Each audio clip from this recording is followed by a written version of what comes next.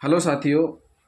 पिछले वीडियो में हमने आपको बताया था गुम इंसान पर से एफआईआर और गुम इंसान की जांच कायम करने के बाद कैसे करते हैं, कायमीकर्ता अधिकारी की क्या क्या जिम्मेदारियां रहती हैं और किन किन बातों का ध्यान रखना है। साथियों, थोड़ा सा और हम उसमें बताएंगे डिटेल में कि जब भी गुम इंसान की रिपोर्ट होती है उस स्थिति में शिकायतकर्ता से जो भी ऑफिसर है उसको गुमशुदा की फ़ोटो लेनी है, उसकी आइडेंटिटी प्राप्त करने की कोशिश करनी है, उसकी हाइट, पहनावा, कोई विशेष गुदना या पहचान का चिन्ह है वो भी अंकित करना है उस जांच रिपोर्ट में। साथ ही साथ संदेह होने पर, मतलब किस पर संदेह है, किसके साथ जा सकते हैं, ये सारी की सारी स्थितियां आपको पूछनी है और उनके साथ इस प्रकार से ट्रीट करना है शिकायतकर्ता के साथ कि उनको ये लगे कि नहीं, आप वाकई में उनके दुख से या उनके साथ जो विपत्ति आई है उस विपत्ति परेशानी को समझ रहे हैं और उनकी समस्या आप निदान करेंगे। कभी कभी होता है क्या है कि जब शिकायतकर्ता संतुष्ट नहीं होता है, उसको लगता है कि पुलिस अनदेखी कर रही है, हमारे मैटर को गंभीरता से नहीं ले रही है, तो बहुत से हादसे देखने को मिलते हैं। एक दो जगह ऐसा भी हुआ है कि शिकायत हुई है, लड़की बालिग है, गंभीरता से नहीं लिया, उसने अन्य समाज में शादी कर ली, अन्य दूसरे धर्म में शादी कर ली। कभी कभी ऐसी स्थितियां आ जाती हैं, दूसरे धर्म में शादी करने पर जैसे पिता को पता चला, शिकायतकर्ता को, तो पिता ने सुसाइड कर लिया, तो पूरा की पूरा ऊपर आ जाता है पुलिस के ऊपर। एक दो घटनाएं ऐसी हुई हैं हमारे जिलों में कि लड़की ने दूसरे धर्म के लड़के से शादी कर ली, पिता कई बार आया पुलिस के पास, पुलिस बोली जांच चल रही है, लड़की बालिग है, गंभीरता से नहीं लिया। उसके बाद हुआ क्या कि उसके पिता ने सुसाइड कर ली। सुसाइड करने पर जब पुलिस पहुंची, सूचना मिलने पर कि फला व्यक्ति ने सुसाइड कर ली है, तो वहां पर भीड़ बहुत आक्रोशित हो चुकी थी और आक्रोशित होने पर भीड़ ने पुलिस पर हमला किया। कई पुलिस जवान घायल भी हुए। बाद में जो कार्रवाई होनी थी वो कार्रवाई हुई, लेकिन इस स्टेज तक क्यों पहुंचना, ऐसी स्थिति निर्मित क्यों होने देना? भाई पहले ही स्टेज पे आओ ना, वहीं गंभीरता से लो। आपके पास रिपोर्ट आई है, आप उसको गंभीरता से लो। इसमें मत रहिए कि नाबालिग नहीं है या बालिग है या अपनी मर्जी से गई होगी या जो भी है। भाई कब किस मैटर का इशू, कब किस मैटर का हंगामा हो जाए ये कोई नहीं कह सकता। इसलिए कभी भी किसी भी मैटर को हल्के में ना लें, हमेशा उस पर गंभीरता दिखाएं। तो साथियों, ये है भाग दो, गुम इंसान भाग दो, जिसमें हम पढ़ेंगे कि नाबालिग या बालिग दो कंडीशन पे आ गए हैं। पहले हमने आपको पूरा डिटेल में बता दिया है, अब इसमें हम बताने जा रहे हैं कि एफआईआर होने के बाद क्या कंडीशंस होती हैं। साथियों, अगर नाबालिग हैं, कायमी तो कोई भी कर सकता है, यानी कि थाने का बाहर साधक अधिकारी से लगा करके टीआई या जो भी उच्च अधिकारी वो भी कर सकते हैं, डायरेक्ट करवा सकते हैं।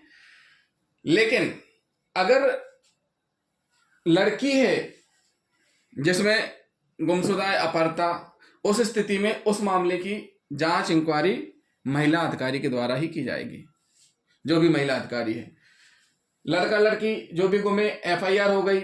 एफआईआर होने के बाद संबंधित जांचकर्ता अधिकारी या विवेचनाकर्ता अधिकारी की जिम्मेदारी है कि घटनास्थल पर अविलंब पहुंचे, आसपास लोगों से पूछताछ करें और यह जानने की कोशिश करें कि क्या कारण हो सकता है।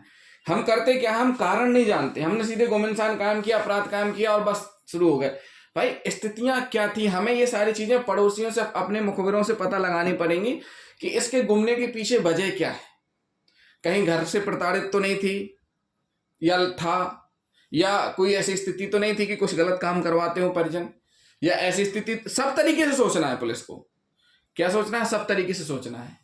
या ऐसा तो नहीं है किसी आस पड़ोस वाले के यहाँ लोगों का आना जाना होता हो, इनके घर में हो सकता है किसी की नजर पड़ी हो, लड़की को बहला फुसला के अपने साथ ले गया हो। ये सारी कंडीशन आपको बिल्कुल देखनी है। मतलब कारण, गुमने का कारण पर फोकस करना है कि आखिर क्यों गुमा, आखिर वो घर से भागा क्यों, क्या ऐसी स्थिति थी। तो ये सारी चीजों पे जब आप फोकस डालेंगे ना, क्यों पर आएंगे, तब आपके उत्तर ऑटोमेटिक मिलेंगे। क्यों पर पूछना है कि भाई ये सामने वाला जो भी लड़का है, लड़की है, आखिर घर से जाएगी क्यों? कोई भी लड़का लड़की, कोई भी परिजन अपने परिजन से अलग नहीं होना चाहते हैं, कितनी भी लड़ाई झगड़ा क्यों ना हो। तो उसके पीछे रीजन क्या है? खास करके नाबालिग में कहीं कोई ऐसा लड़का तो नहीं है किसी गलत लोगों के संगत में आकर के अपराध की दुनिया में निकल जाए? कहीं कोई ऐसी लड़की तो नहीं जिसको बहला फुसला करके ले जाया गया है? या बहुत से ऐसे किस्से सुनने में आते हैं कि ले जाते हैं लड़कियों को, अट्रैक्ट एक एज होती है और बेच दिया जाता है। कहीं ऐसी कंडीशन तो नहीं है? ये देखना है कि उनके घर में आना जाना किसका था, आखिर इस लड़की लड़का इनके परिजन किस मोबाइल का यूज करते थे, उसकी डिटेल सारी आपको निकालनी, वो विवेचना जांच का पार्ट है। लेकिन आपको क्यों पर जरूर फोकस करना है। क्यों पर फोकस करने से ही आपको सारी चीजें होंगी। और आप जब हमदर्दी इस तरीके से कार्रवाई करेंगे तब जरूर कोई ना कोई उसके संबंध में जानकारी देगा। देखिए, अगर लड़की नाबालिग है, गुमशुदा पढ़ता है, तो उस स्थिति में आपको पिता उतनी जानकारी नहीं देंगे, माता दे सकती है। लेकिन सबसे ज्यादा अगर उस घर में भाभी है, लड़की की भाभी है, तो महिला अधिकारी को भाभी से बहुत पोलाइटली इस तरीके से पूछताछ करनी है ताकि वो सारी चीजें बता दें। क्यों? क्योंकि भाभी नंद का पूरा जानती हैं और नंद भाभीियों का जानती हैं कि क्या क्या दिक्कत है, क्या परेशानी है, जो भी कंडीशन निर्मित होती हैं वो सब एक दूसरे के बारे में जानती है। क्योंकि दोनों पक्ष घर में रहते हैं। बाहर कौन जाता है? या तो पिता जा रहे हैं या माँ जा रही है, लेकिन घर में कौन रह रहा है? नंद और भाभी दोनों रह रही हैं। तो ऐसी स्थिति में आपको क्यों पर जाना है? FIR हो गई, घटनास्थल के संबंध में पूछताछ कर लिए, दस्तयाब होने पर आसपास लोगों से कथन हो गए, दस्तयाब हुए। बालक है तो थाने का पार्षद अधिकारी कोई भी है दस्तयाब करे। अगर बालिका है तो महिला अधिकारी दस्तयाब करेगी और संबंधित कोर्ट में बयान करवाएंगे। अगर संज्ञेय अपराध की स्थिति बन रही है तो, और नहीं भी बन रही है तो भी नाबालिग की स्थिति में कोर्ट में बयान होंगे। अब बात कर लेते हैं बालिग की स्थिति में। तो बालिग की स्थिति में भी यही रहती है, तो पुरुष होगा या फिर महिला होगी। अगर पुरुष बताता है कि अपनी मर्जी से या किसी टेंशन की वजह से गया था, दोस्तों के पास था, तो अगर संज्ञेय अपराध की श्रेणी में नहीं आ रहा है तो जांच थाने से ही क्लोज हो जाएगी। अगर ऐसी स्थिति बन रही है कि नहीं उसके साथ संज्ञेय अपराध हुआ है तो आपको क्या करना है? गंभीरता से लेते हुए वरिष्ठ अधिकारियों को, थाना प्रभारी महोदय को बताना अपने, और कोर्ट में उसके भी बयान करवा दीजिए।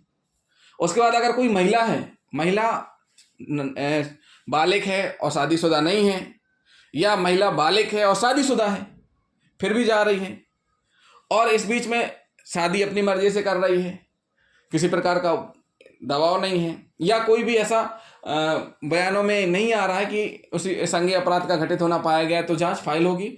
अन्यथा 164 के बयान आप कोर्ट में करवाइए। इससे क्या होगा कि पुलिस के ऊपर जो लांछन लगते हैं वो नहीं होंगे। कभी कभी होता क्या है कि 2 दिन बाद फिर से आ जाते हैं कि भाई हमने तो ऐसे बयान दिए थे, पुलिस ने ऐसे लिखे।